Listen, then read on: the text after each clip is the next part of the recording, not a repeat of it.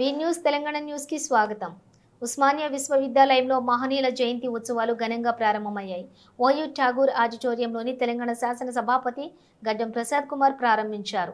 Mahatma Jyotiba Phule, Jagjivan Ram, doctor Babasaheb అంబేద్కర్ల జీవితం, వారు నడిచిన మార్గం నేటి తరానికి ఆదర్శమని ఈ సందర్భంగా ప్రసాద్ కుమార్ అన్నారు. ముగ్గురు సంఘ సంస్కర్తలు భారతదేశ చరిత్రలోనే మార్చేశారని, అసమానతలు, అస్పృశ్యతలు, కుల వివక్షతలకు వ్యతిరేకంగా పోరాడి గణనీయమైన మార్పులకు బాటలు వేశారని గుర్తు చేశారు. విద్య, మహిళా సాధికారత కోసం చేసిన కృషిని కొనియాడారు. భారత సమాజంలో సంస్కరణల దిశగా చేసిన విప్లవాత్మక మార్పులు మహనీయుల దూరదృష్టి వల్లే సాధ్యమయ్యాయని గడ్డం ప్రసాద్ కుమార్ వివరించారు. వారు చూపించిన మార్గం సమాజంలో ఉన్న కఠిన స్థితిగతులు, వివక్షలు, అసమానతలు తొలగించేందుకు ఎంతగానో సహాయపడ్డాయని గుర్తు చేశారు. మహనీయుల జయంతి సందర్భంగా వారు అనుసరించిన మార్గాన్ని భవిష్యత్తు తరాలకు అన్వయించేలా నేటి తరం కృషి చేయాలని పిలుపునిచ్చారు. పేద, బలహీన వర్గాల విద్యార్థుల సంక్షేమం దిశగా ముఖ్యమంత్రి రేవంత్ రెడ్డి నాయకత్వంలోని రాష్ట్ర ప్రభుత్వం అనేక కార్యక్రమాలు చేపడుతోందని, ఇటీవలే విద్యార్థుల మెస్ ఛార్జీలు పెంచిన విషయాన్ని గుర్తు చేశారు.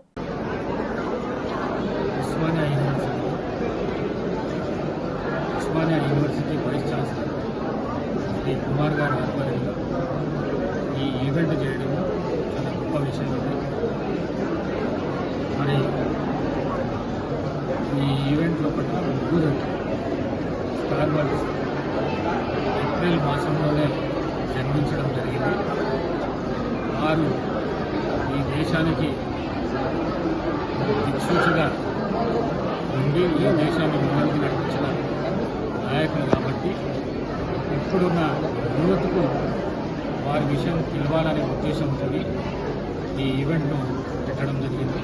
మరి ఈ ఈవెంట్ ఈ చరిత్ర ఉస్మానియా యూనివర్సిటీ చరిత్రలనే మొట్టమొదటిసారిగా ఈ ఈవెంట్ పెట్టడం, అది కాంగ్రెస్ ప్రభుత్వం అధికారం ఉన్నప్పుడు వైస్ ఛాన్సలర్ గారు, అదేవిధంగా రిజిస్ట్రార్ గారు కలిసి ఈ ఈవెంట్ను పెట్టడం చాలా గొప్ప విషయంగా భావించి, మరి ఈ ఈవెంట్కు నన్ను ఆహ్వానించడము నేను చాలా గొప్పగా భావిస్తున్నాను. ఎందుకంటే ఉస్మానియా యూనివర్సిటీ ఒక హైదరాబాదు, ఒక తెలంగాణ, ఒక భారతదేశానికి సంబంధం కాదు, ప్రపంచం మొత్తంలో చాలా గొప్ప పేరున్న యూనివర్సిటీ కాబట్టి ఈ యూనివర్సిటీకి రావడం నా అదృష్టంగా భావిస్తూ సెలవు.